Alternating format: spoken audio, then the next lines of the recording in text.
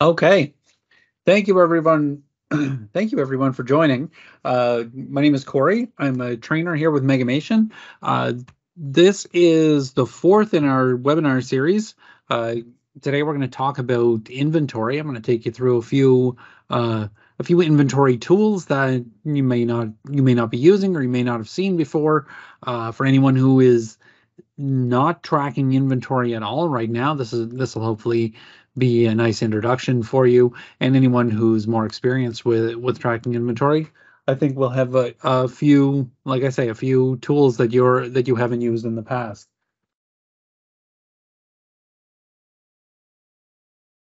So let's get started. I will mention, just in case people are joining late, that we are going to record this. We are recording this webinar, and we'll post the video within the next couple of days. And everyone who got an invite will also get the link to the recording.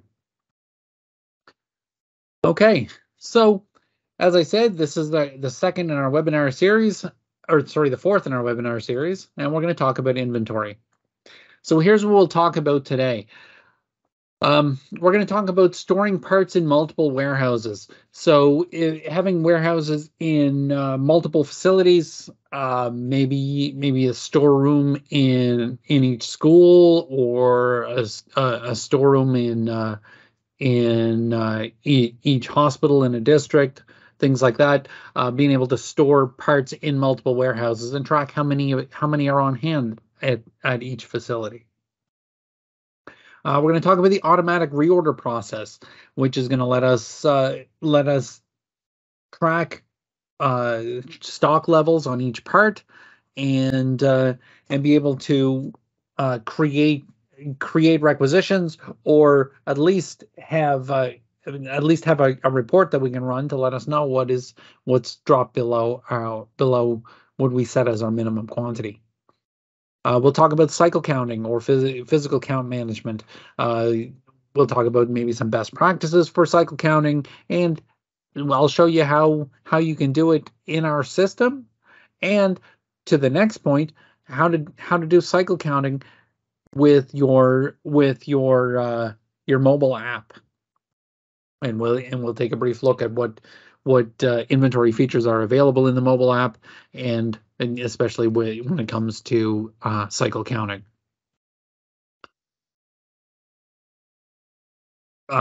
Before I go any further, I do have all microphones muted. If you have any questions as we go, feel free to put them in the chat.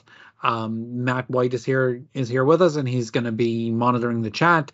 And when we'll have a few question periods as we get through each piece, and he'll bring up any questions that you put in the chat to me, and I'll answer those questions. All right, so now we'll move on. All right, so multiple warehouses, header versus detail.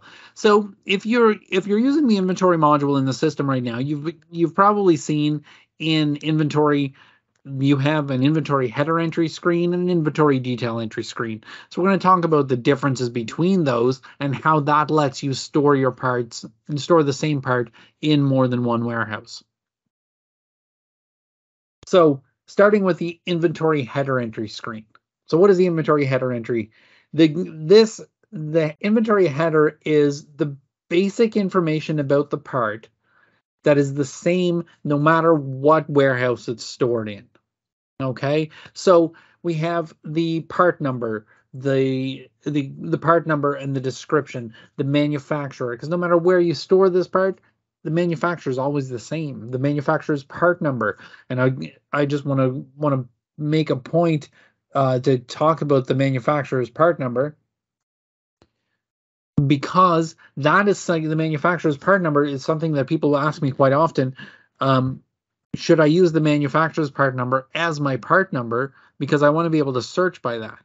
Maybe my HVAC filters have the part number printed right on them, so I want to use that. That's the manufacturer's part number, so I want to use that as my part number. And the answer is you can do that, but you don't have to.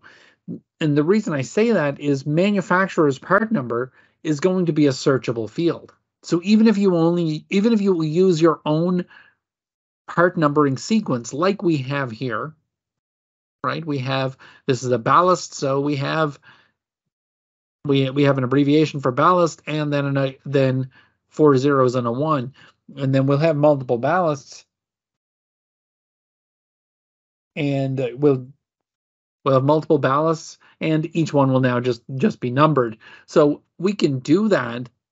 We can do this, and that manufacturer's part number, that number that's stamped right on the filter, is going to be a searchable field as well. So when I hit search on part number, whether I'm in the header screen, the detail entry screen, or adding parts to a work order, I can search by the manufacturer's part number as well as the as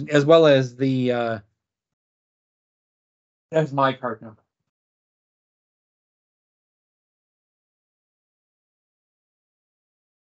All right. What other stuff do we have, or what other information do we have? The unit of measure. So our unit of measure here is each, and this screen is the only place where we can change the unit of measure. So we're going to see the unit of measure on the inventory detail screen, but we're not going to be able to change it on the detail screen. It has to be changed on the header screen. And this unit of measure is the unit that you use the part in, not the unit you order it in. And we'll talk about that on the detail screen. So the things to remember about the inventory header entry, this is all the information that is not warehouse specific, all the information that's the same no matter where you're storing the part. So the next piece is the detail entry screen. So the detail entry screen has all that same header information on it. You'll see here we've got the class, the manufacturer, and manufacturer's part number. That all pulls over from the inventory header, but we also have a warehouse listed up here. So anytime we bring up a part in the inventory detail entry screen, we have to put in the part number and the warehouse. And when we put in that warehouse, then we get all this extra information at the bottom. We get the minimum and maximum quantities, which we'll talk about in a little bit more detail when we talk about automatic reorder. We see the on-hand quantity. So we can have a different on-hand quantity for this part in each warehouse, right? We might have 3 in warehouse A and 6 in warehouse B. We might have a different minimum and maximum because maybe we need to have 5 in warehouse A, but we only need to have 2 in warehouse B because we don't use as many at that location. The reorder quantity over here, we're going to talk about that a little later as well because we can use that with our automatic reorder. And then we have the aisle, shelf, and bin. An aisle, shelf, and bin has to be warehouse specific because not every warehouse is going to be laid out the same. Not everyone is going to have the same parts, and not every warehouse is going to have necessarily the same physical attributes. Down at the bottom, we have supplier. Supplier is a warehouse specific field because you might not order for each warehouse. You might not order from the same supplier.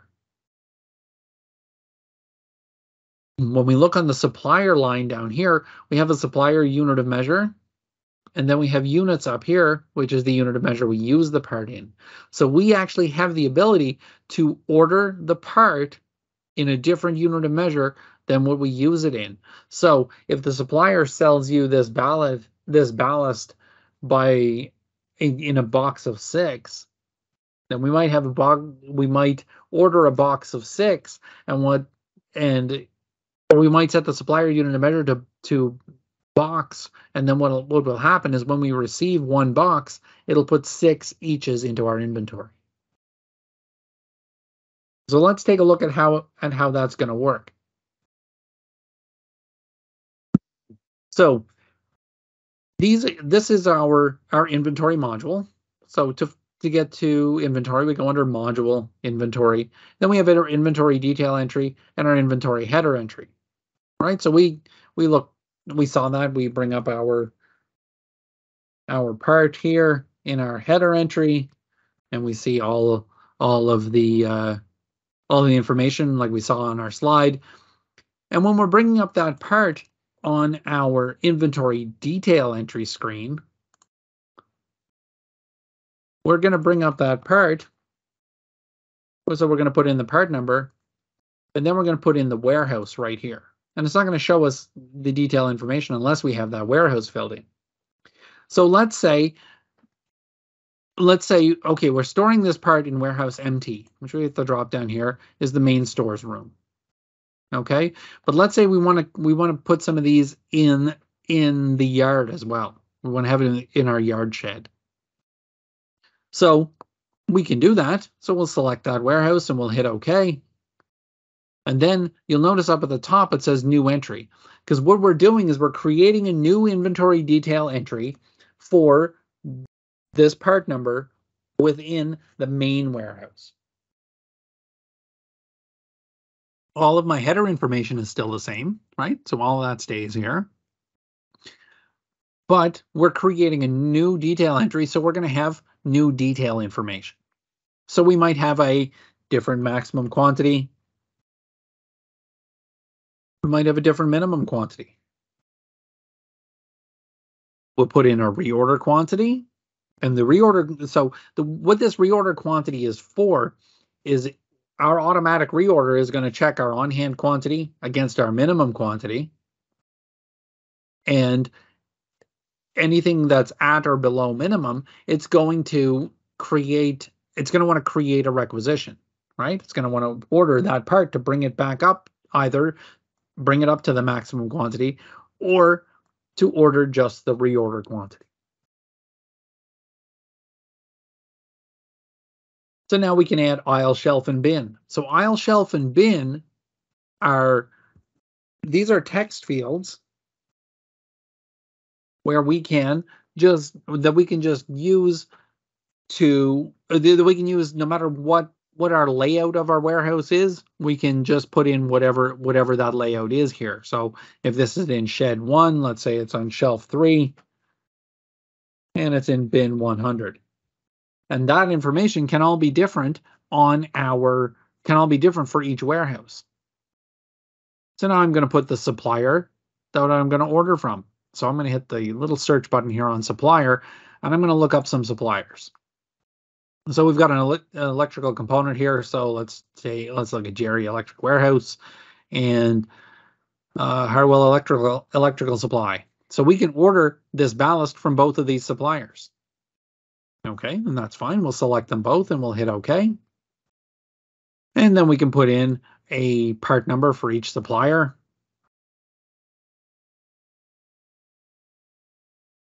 And maybe the part number is the same for each supplier, but maybe each supplier has a different numbering sequence. Maybe Jerry Electrical Supply sells this to me in a box of 12, and Harwell sells them one at a time, so they sell them each. Okay, so I can put different information for each supplier, and you'll notice this top supplier is highlighted in yellow. That means that is the default or the preferred supplier. So when we run our automatic reorder, it's going to order from Jerry Electric Wholesale, unless we change it. And I'll show you I'm going to show you how to change that when we get there. And if I want to change who my preferred supplier is, I can just double click on the other supplier. It'll ask me to confirm my choice, and now Harwell is my preferred supplier. Okay, and it tells us that right here, suppliers, double click a supplier to make it the preferred supplier.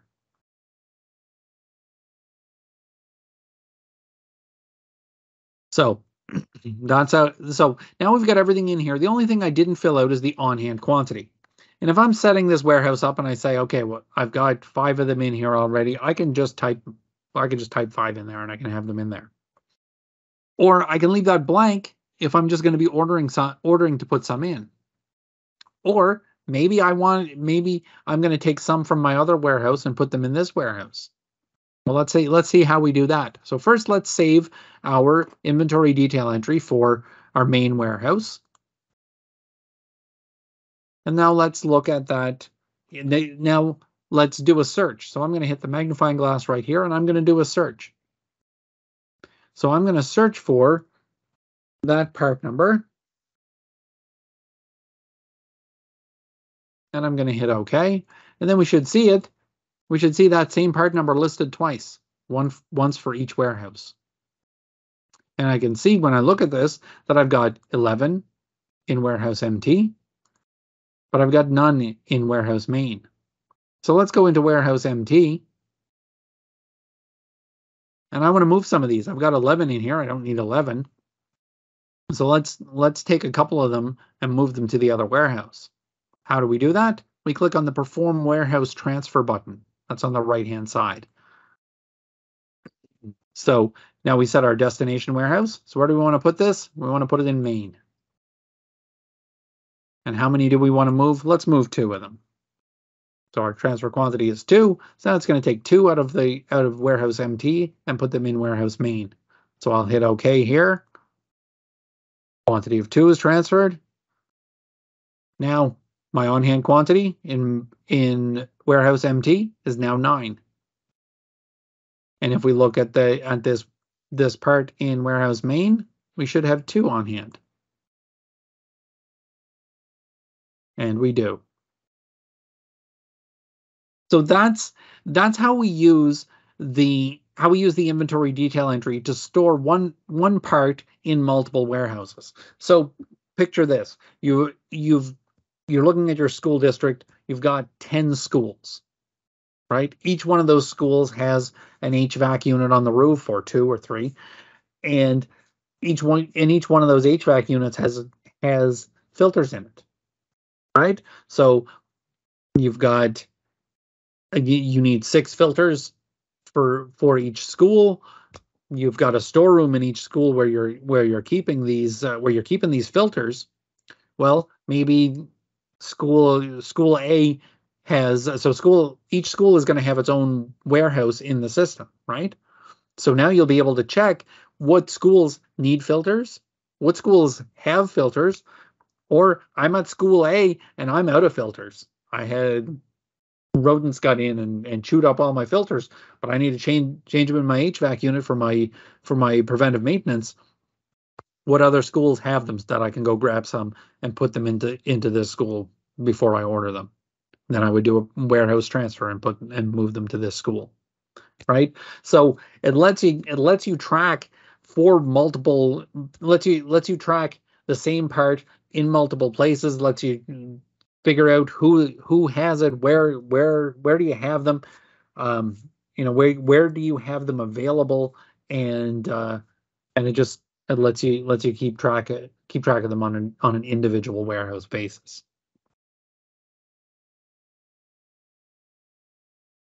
So do we have any questions? Yes, Cory. We have two good questions. Okay. Kevin Quigley, and you kind of answered it, but he just wants to kind of, again, just go over the benefit of creating a different part number than the actual manufacturer number. So the only reason why there's really 2 reasons. So one is you can create a part number that makes sense to you. So in the example that we had, here, the part number, all our ballasts in this particular database, all our ballasts start with BALA. So it makes it easier when you're looking at lists of parts. And of course, there's other ways you can find that using the class or whatever, or the class or the description or whatever. You can find that, but it lets you organize it in a way that makes sense for all of your parts, right? The other thing is, and this is a slim chance, but it's always something that's in the back of my mind, is what if 2 different manufacturers are using the same part number for two different parts, right? It's entirely possible that could happen, and then when that happens, you can only use that part number once. So then what do you do with the other item? Great. And Grant was asking, if the on-hand quantity is left blank, does the system assume it is 0? Yes. Yeah. So if I were to leave that blank in here on this part number, when I run my automatic reorder, it's going to say, okay, there's none there, and it's going to want to order some. So yeah, that's blank is the same as 0.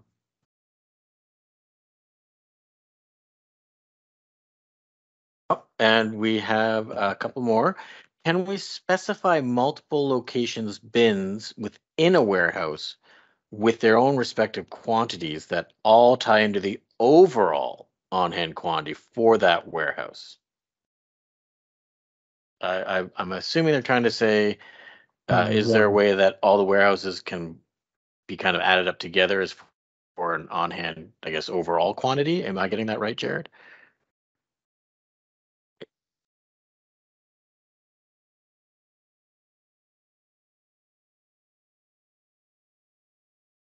Um, Um, uh, so Go ahead. more so for the same warehouse. So storing this one part in multiple places within one warehouse, that no. um, yeah, no, the system doesn't really allow for that. It only allows like that part number can exist in that warehouse only once. So I guess the only kind of workaround for that would be to use the aisle shelf and bin fields a little bit differently and use them to point out or to point to multiple places within the warehouse, but you'd only end up with one kind of overreaching on-hand quantity. You couldn't have multiple on-hand quantities for one part within one warehouse. And then another question was, can we use existing fixed asset ID numbers as a part number? That sorry, I'm just going to jump into the chat and see who that was, Deborah. Um, that is a good question, Deborah, and probably one that we would have to talk about offline, only because fixed asset numbers are. Oh, wait, no, fixed asset numbers as part numbers. I mean, you You could, I just don't could, know why. yeah, yeah, Deborah. I think that's probably something that we'd have to talk about offline because I think that might be tie into your FAE stuff, which is a, a bit different in yeah, we'll talk about it offline. Like I'll reach out to Matt and he'll set up a session where we can talk about that. And a quick one is, how do you add a supplier? Um, Very straightforward. And yeah, adding suppliers is done it's under purchasing. There's a suppliers section where you can do a supplier entry. That's it because it's under purchasing. I didn't think to bring that up, but that's a good question. Yeah, it's under so you'll find that under purchasing, suppliers, and supplier entry.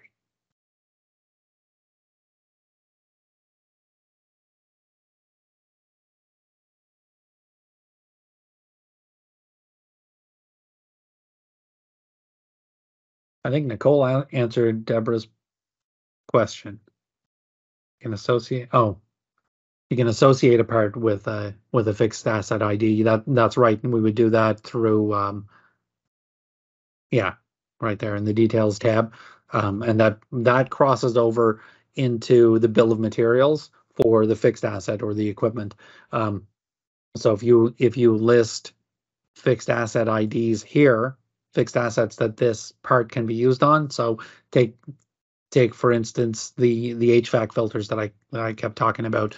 You could list all of the HVAC units or all of the buildings that filter can be used in right here on the details tab. And then that'll add that filter to all of the to the bill of materials on all of those HVAC units or all of those buildings, and it's so that you can find the part based off of the fixed asset ID.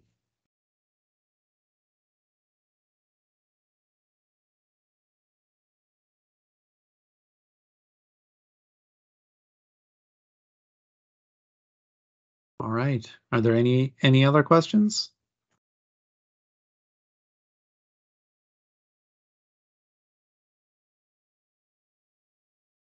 Okay. All right, so let's move on to our next section. Our next section is automatic reorder, keeping things in stock. So our automatic reorder, I mentioned it a couple of times, and we're going to look closely at what it looks at and what it does for you right now. So the automatic reorder is a process that you can run. It does not run automatically. It's a process you can run, and what it will do is it'll check every part that you tell it to check. It'll check its minimum quantity against its on-hand quantity, and anything that hits the minimum, that gets at or below minimum, it can create a requisition for you. You can tell it to order up to your maximum quantity or order the reorder quantity. You can if you have planned quantities, so if you're planning quantities on your work orders, or if you are planning parts on your PMs, you can use the automatic reorder with those planned quantities to make sure you have sufficient stock for your PM. And even if you're not purchasing in Directline, so if you're using a different software, a different system for purchasing, you can still use the automatic reorder as a report. So let me show you how that works. So as I said, the automatic reorder is going to check this minimum quantity right here against our on-hand quantity. So this part right here has a minimum quantity of 3. We've got 2 on hand.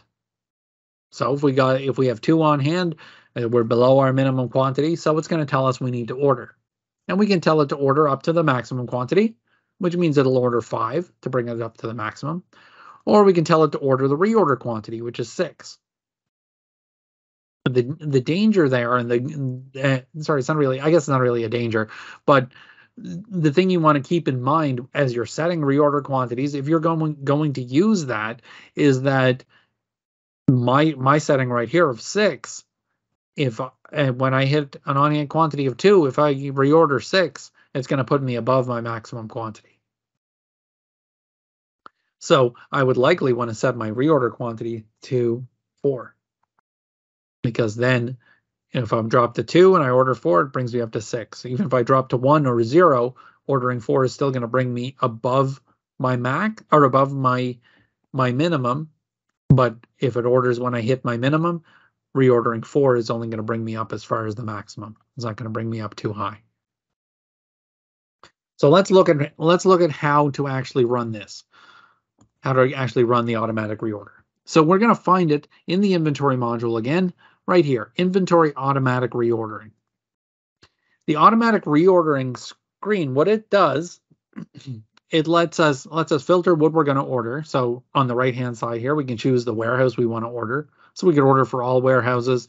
I'm not going to do that today because we have a lot of parts in here. So we're going to filter it down, and we're just going to order for our warehouse main. So this is our main stores yard. So we're going to order for that warehouse. Over on the left-hand side, we have some options.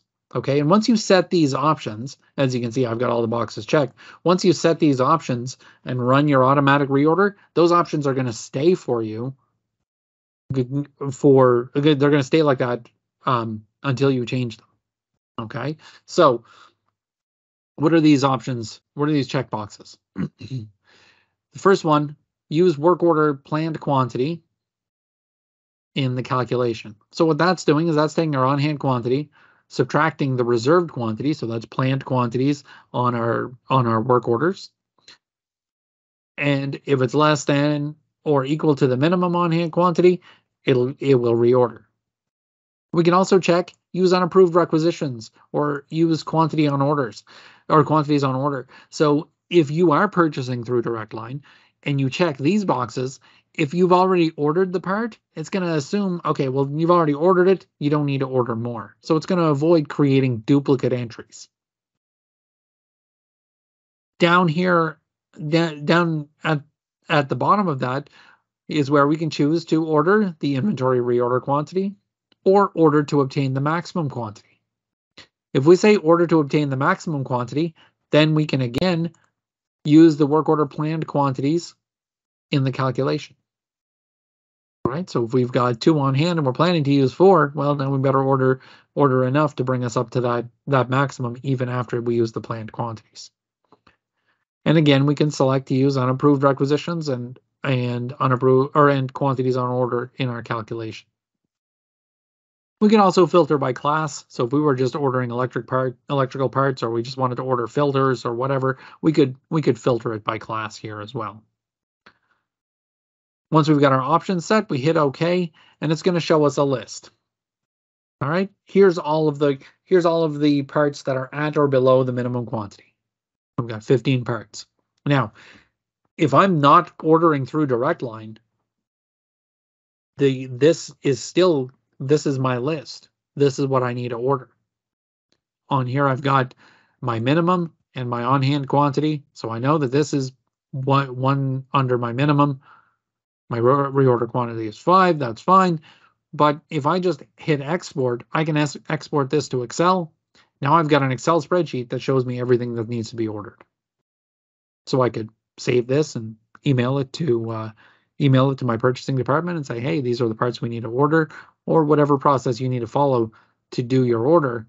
You can do that with this Excel spreadsheet list. If you are ordering through Directline, you can select which of these parts you want to order, or you can hit select all and hit OK, and it's going to create requisitions for all of these parts. When it does that, it's not going to create 15 separate requisitions. It's going to create one requisition for each supplier. So it's going to create one for Ellis Howard. It's going to create one for Jerry Electric, an order and with 2 parts on it. It's going to create one for Harco with 9 parts on it. So we're going to end up with four requisitions for 15 parts. So the system is smart enough to combine the orders for the suppliers. But let's say we have this part here and we say, you know what, last time we ordered that from Harco, it took too long. Let's change our supplier. We're going to double click on that part number, and now we can choose a different supplier to order from. Okay, so we can show the order history, how many times or all the times we've ordered it. We can show the issue history to see how many times we've used this part. We can change our supplier by hitting select from detail record, and that'll show us the 2 suppliers that we can order from. Or we can hit search all suppliers, and then we can use this search and choose a supplier that way. And this isn't changing it on the inventory detail entry, it's just changing it for this one order. And now I'm going to hit select all, and I'm going to create some requisitions. So it should create for us 4 requisitions. So it created 4 requisitions, and now we've got those 4 requisitions in our system that are ready to be processed. And once they're processed and the parts are received, then our inventory, our on-hand quantities are all going to increase, and that's going to put them up over our minimums. So that's the automatic reordering process. It lets us keep our inventory up to date, make sure that we've got all the parts we need, and even if we're not doing our purchasing through Directline, and this is a point that I want to make sure that everyone understands, even if you're not doing the purchasing in here, the inventory automatic reordering is still a useful tool. So it's still a good idea to have those minimum and maximum quantities filled out.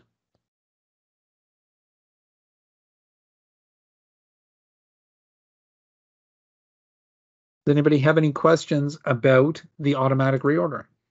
No question. Oh, yes, we do. If we had the other supplier with an order quantity of box 12, but we only need 4, would the system order 12 from Jerry Electric?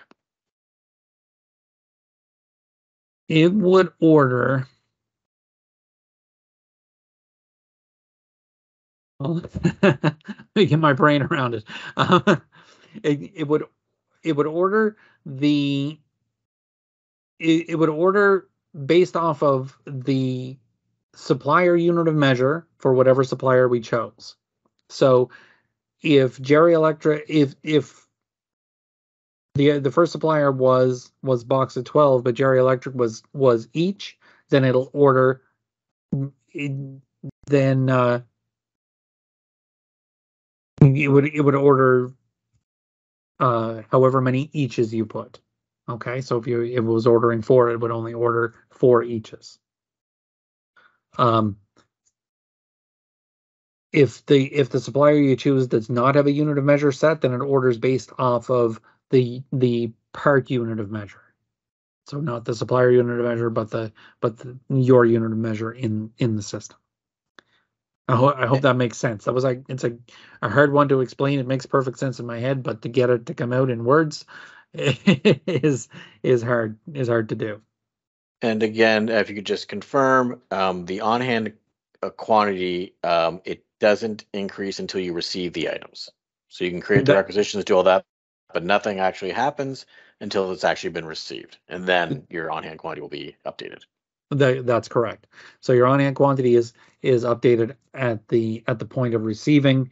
The let me just go into this screen. There's an total on order quantity that gets updated when the requisition gets turned to a purchase order. If you're using purchase orders, then the total on order quantity will get updated as soon as there's a purchase order. But the on-hand quantity isn't updated until you've actually received the parts and you're putting them on the shelf. Great. And this isn't a question, but while you're there, if you put in part number FILT-2001, just for Deborah's kind of the question, dash 2001. Oh, sorry. That's okay.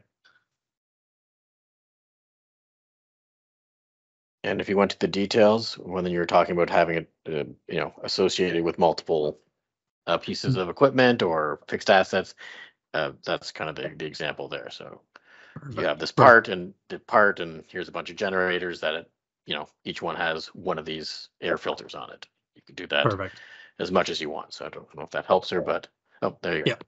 Yeah, that does. Thank you very much, Matt. Yeah, so this is what we were talking about here. We listed all the equipment, and the other side of that is that if we look at any of those generators, and if you were in our equipment webinar a few months back, you would see this. The bill of materials tab has that part right here on it, right? So when we fill it out here on the part, it brings it over onto our bill of materials. If we fill it out on the bill of materials, it brings it over onto the part.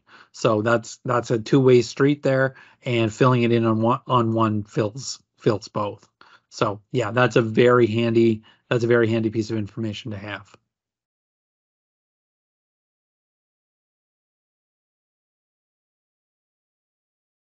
And I think those are the questions.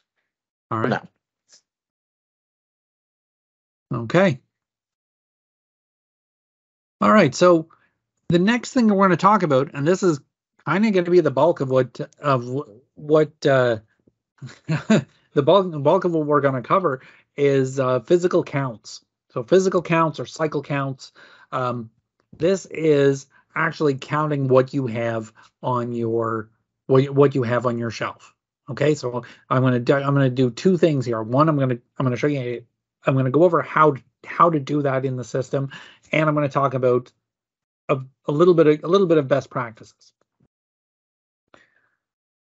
So our cycle counts. Why are we doing cycle counts? So on a scheduled basis, we're using cycle counts of a specific item to compare the actual count to the perpetual count. So the actual count is when you're standing at the shelf and you're counting how many are there in that bin. The perpetual count, what I mean by that is that's in the system. It's showing your on-hand quantity, which is basically what you've received minus what you've issued. That's your on-hand quantity. So ideally, every time you count something on the shelf, it'll have exactly the same number on the shelf as what you have on hand in the system. But the reason you're counting them is to make sure that this count in the system stays 100% accurate. The frequency of the count for each item depends on the rate of usage, the value, or both. So your high value parts or your critical parts, your we can't get by without this parts, you're going to count them more often because you're going to want to make sure that you've got them sitting on a shelf. So we have a recommendation here. All items should be counted at least once per year. Some may be counted up to 4 times per year. And if you use this method, this method for counting, the counting multiple times a year, it means that your financial adjustments are made dynamically rather than they're made dynamically, so they're happening throughout the year, rather than having a large write down at the end of the year, where when you do one count and find all of the year's problems all at once. So that's just that's a recommendation. That's not something you have to do, but it is recommended.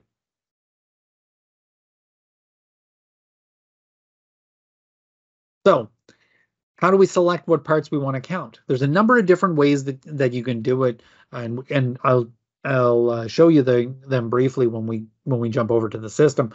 You can do a full inventory count, which if you're only doing it once a year, you're probably going to do a full inventory count. You can count specific items, so you can select specific ones to count. You can count by shelf. I'm going to count shelf A today. I'm going to count shelf B next week. Another way that you can do it, and this ties to what we mentioned previously about counting high value or high criticality parts more often, is we can use the categories in the system to define parts as critical parts, less critical parts, and there's a term for the last one. I can't remember what it is. The categories are generally A, B, and C.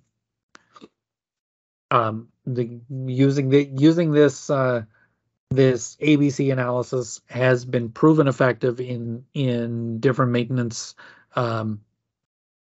different maintenance settings. Each part will contain parts. Each category will contain parts of different levels of criticality and value. It can be used to set the rate at which a part can be counted, as well as how much control or security is required for that part. And we set that in the system, and we'll jump over to the system and actually look at where this is. But on our inventory detail entry screen, we set the category right here in the top right corner. So what are our 3 categories?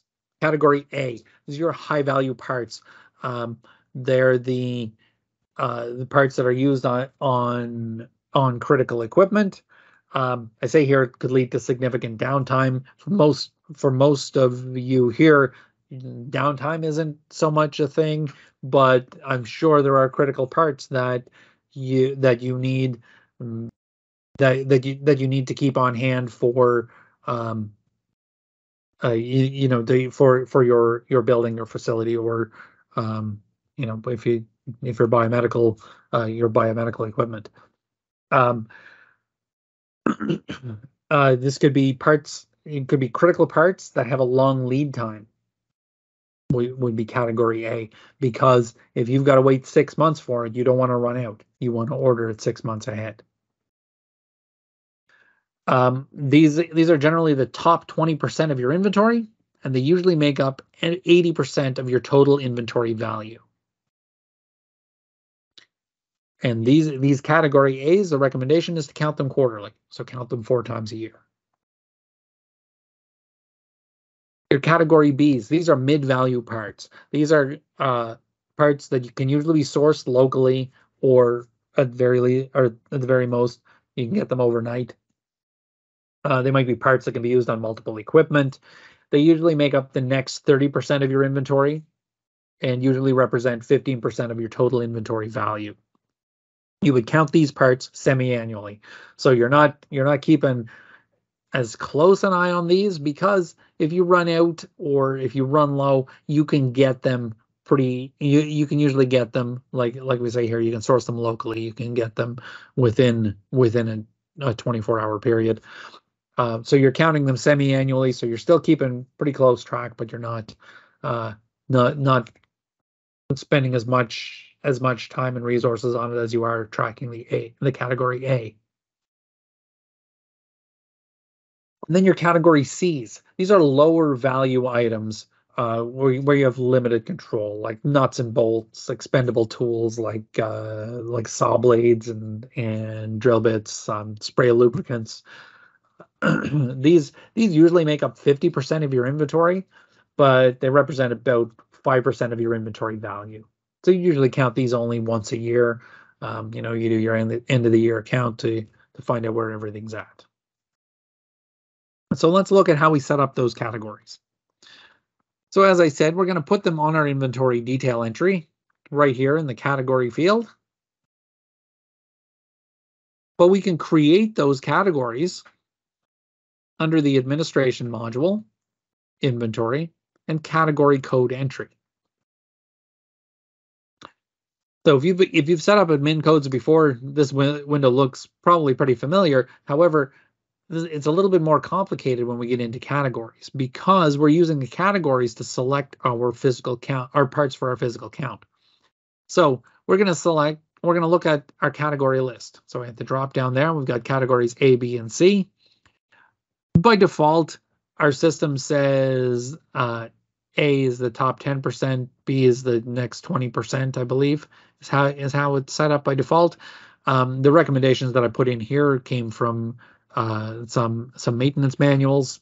You can set this to be whatever works best in your setting. So if I look at my category A here, now we've got a lot more information. So we have this checkbox here, include this category in physical count selection process. If we don't have that checked, we can't use this to select our inventory to be counted. We set a number of days that this part is available per year to count. So I'm saying this is available 4 times a year, and I'm going to count it 4 times a year. The number of parts that belong to this category is 11.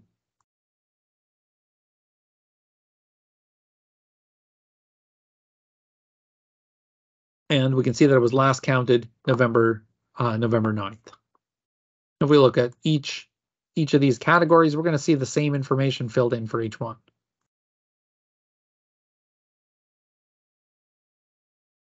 Okay, except the number of times each year that we're counting is different. So the last one was 4, this one's 2, and if we look at our C's, that's only 1. So we're only counting these parts once.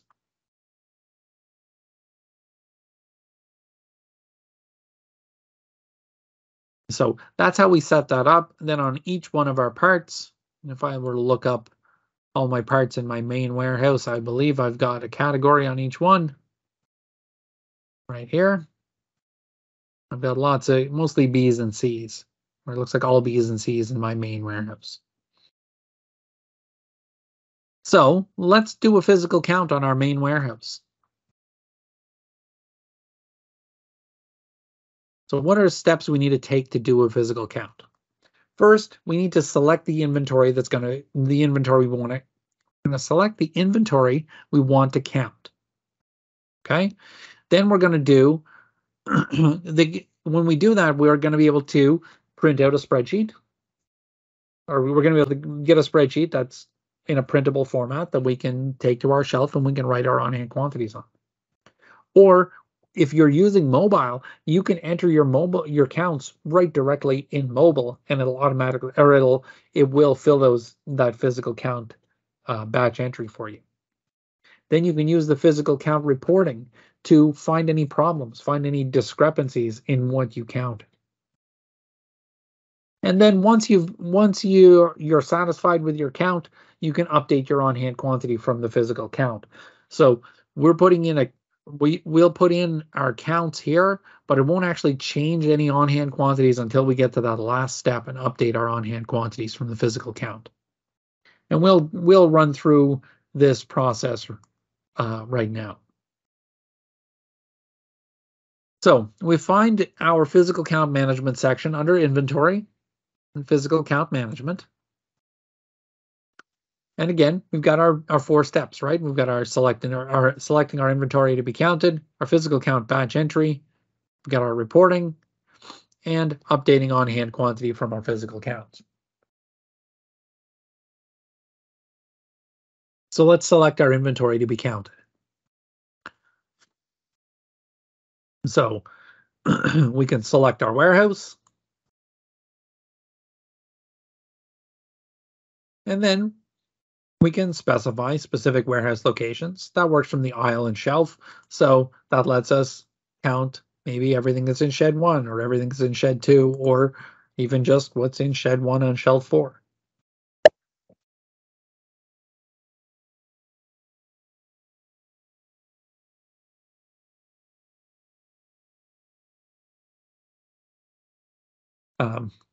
We can use our category code criteria. We could do a full inventory count, which is going to be every part in the warehouse. Or we can use items manually selected for count in the detail entry screen. What that means, and I should have pointed that out when we were on that screen, when we're on our inventory detail screen, if we want to make sure that this part is included in the next count, we can check this box right here, include item in the next physical count. When we do that, that's going to make that part show up, or that's going to make it so that we can do when we select our inventory to be counted, we can choose items marked for counting, and then it will select just those items for the count.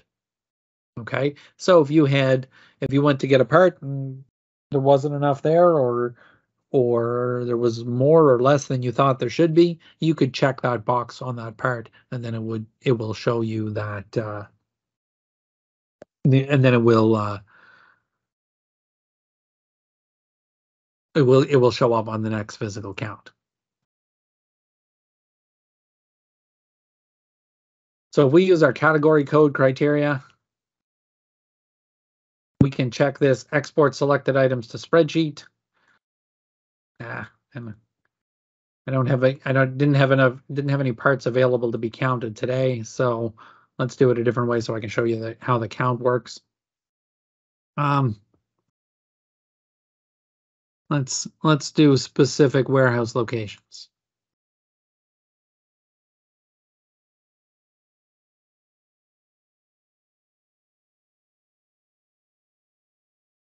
Let's count shed 1. So now I'm going to check this export selected items to the spreadsheet box. And that's going to, so what that did, it created count identifier 1006. So that's the number that we're going to work with anytime we're running reports or anything from this. And it tells me there's 17 physical count recordings loaded to the holding file. So what that means is that my spreadsheet is going to have 17 parts on it. So it's going to show me that spreadsheet right now. Here it is. So the spreadsheet shows me count 1006, record number, the warehouse, the part number, the class, the description, the aisle, shelf, and bin where it should be, and the quantity counted field where we can write in our counted quantity. So we can print this out, and it's designed so it'll print out on one page. And then we can take that and put it on a clipboard, go over to the shelf, we can do our count, and we can write down our counted quantities, and then bring that back and go to our physical count batch entry, and we can type in all of our quantities right here. Right? Nice and easy. But if you're someone who uses mobile, so if you're using the Directline Mobile, maybe your maintenance people are recording their time and closing their work orders that way. Well, you've got access to mobile, and on mobile, there are a number of inventory features. One of those is, if we go under the inventory module, the physical count list. And here's our physical count. So I can take this on my phone and I can just go to my physical count list. Here's all of the parts I need to count. Let's start counting them. Right? So I can start with this one here and I can put in the quantity I counted.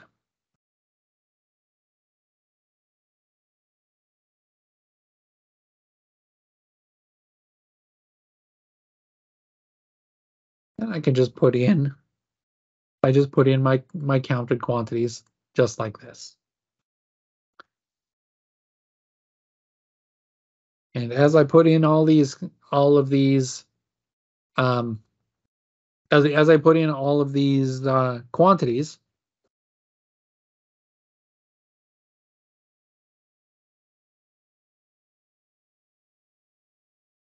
now when I get to the end and I save this, and I probably picked too many parts. I should have gone with a smaller number of parts. But once I do this, I'll be able to update. It's going to update that physical count batch entry for me as I'm doing this, right? So I'm putting in quantities for every part, and you see it's counting them here. So now I'll hit submit up top. Now I'm back and I put in counts for all of these parts. And if I go over to my desktop and I open that physical count batch entry again, now I've got all those counts entered in. So I can have someone go out and count those parts right on their mobile device, and when they do that, it fills it into the batch entry for me. And now I can start running my reports. Before I do that, I want to show you some other things that we can do with inventory on the mobile system. So we can do our physical count lists. If you're using mobile, you know that on your work orders, you have the ability to add materials right to your work orders.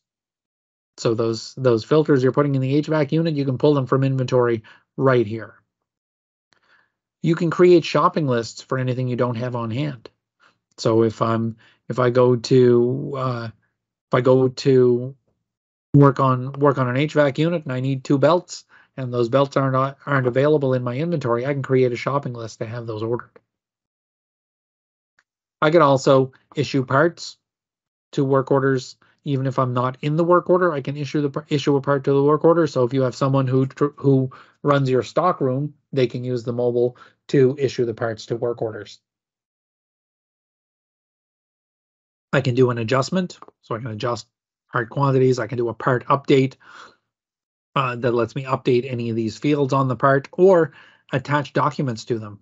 So I can upload a picture of the part to the part entry. So I can do all of that from mobile. The mobile system, very useful for parts. The one that I like the best, I guess, is that I can do my physical counts right on my mobile device. So once I've done that, I don't have to come in here and do my batch entry because I've already done that's already filled in. So now I can go down to physical count reporting and I can put in my count number and I can use things like reports like my count exceptions report. That's going to show me the discrepancies I have. So my system on hand quantity and my discrepancies are way off here because I didn't know how many I should put.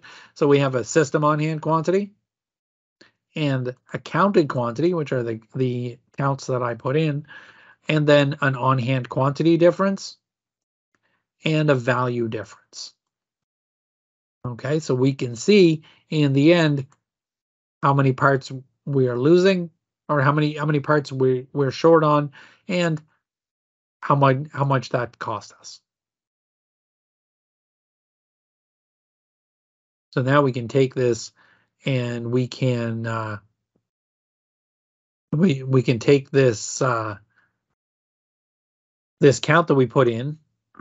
We can use this to or this report, we could print it out and we could take it and use it to find what's going on with all those parts. Why are they all wrong?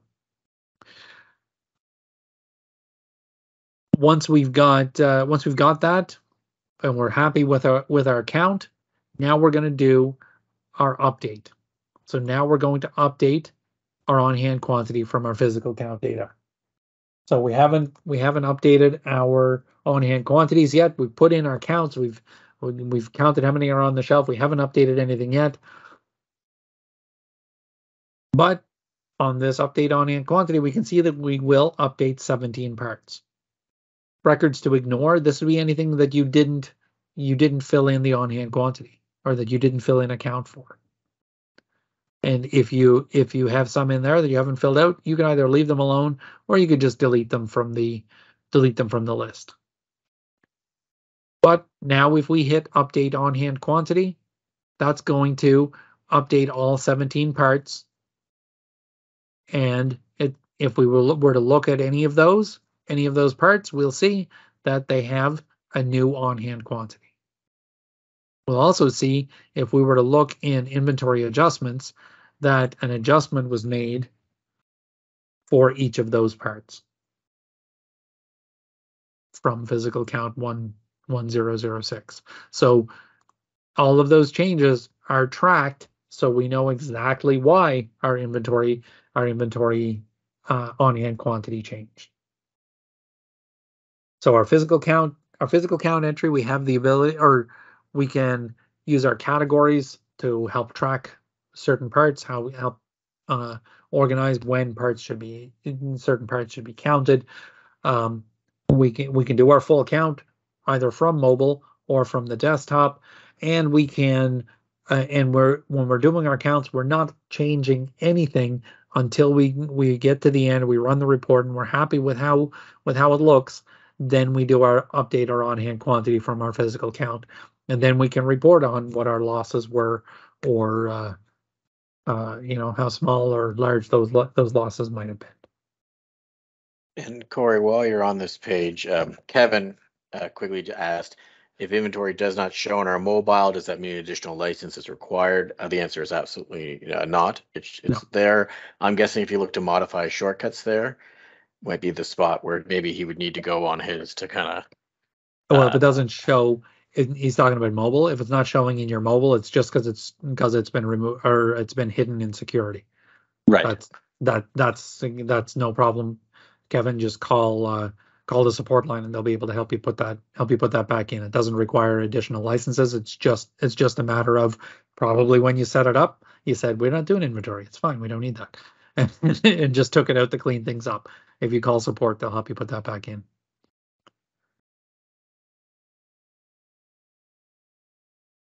All right. Are there any other questions? The only question, if you can just confirm, I'd said yes, but Eric Pember was asking if you can change the number of times to count to a higher number than, let's say, 4. Yeah, so you want to do something monthly instead of 12. Yes. Yeah. You can set it to whatever you want. I set it to those just because when I was researching those, that was the recommendation I found. But you absolutely can set it to whatever you want. However often you want to count those parts, you can count them weekly if you want. That's no problem. You can set how often you count them and what the number of days that they're available to be counted. You can set to whatever you want it to be, whatever works best for your process. And you can call the categories whatever you want, any descriptions you want. It's just yes, yeah, absolutely. Okay. We have a big question here. Your most recent demonstration sparked a warehouse location question. Can multiple locations be specified for the same product in the same warehouse? If so, could you run a report on a product and could it return all locations the product exists in? So that is actually almost the same question that was asked earlier. Storing the same part in multiple locations in the same warehouse, and no, you cannot. The part can only exist once in a warehouse. You can store the same part in multiple warehouses, but in one warehouse, the part can only exist once.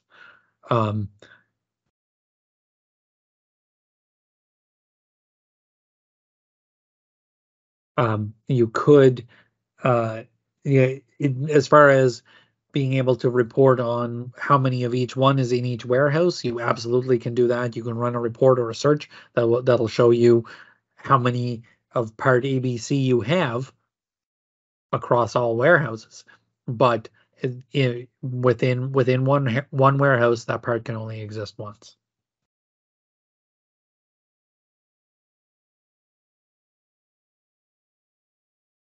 And yes, Terry, you will receive a copy of the recording.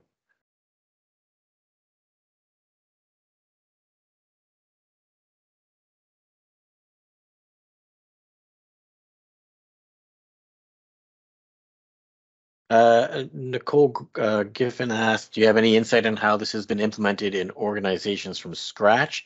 And if I could just answer that, I would suggest maybe setting up a training session to kind of get into that definite details. But each people have their way of doing it, but I would recommend having a sit down with Cory to kind of maybe go a bit more into that detail. Yeah. So setting it up from scratch, it can be difficult, but we can help you with things. We can help you by providing upload templates that you can put your parts in, and we can upload them for you. And actually, if you're starting from scratch, the best person for you to talk to is your account manager, because your account manager will be able to help you create a plan on what information do you need to collect, what can they do to help you collect that information, or to help you organize it on your spreadsheet so that it'll work best for you. Definitely reach out to Matt, and he'll get you in touch with your account manager, or reach out to your account manager directly if you have their information, and they'll definitely be able to help you out with it, and they'll set you up with training with me, and I'll show you exactly how to use it.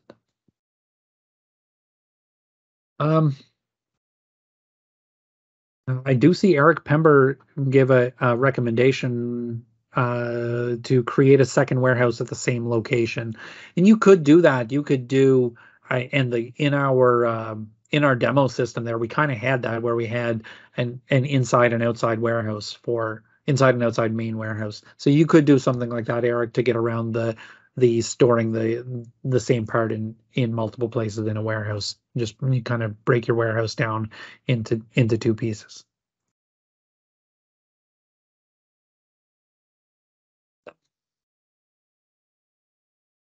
Gary, I'm sorry if we went too fast. It's it's a lot of information to cover and try keep it. I usually try keep it under an hour, but we went over an hour here. I for sure you'll receive a link to the recording, and I'll try to put shortcuts in it so you can jump to different places within the recording to see the pieces you want.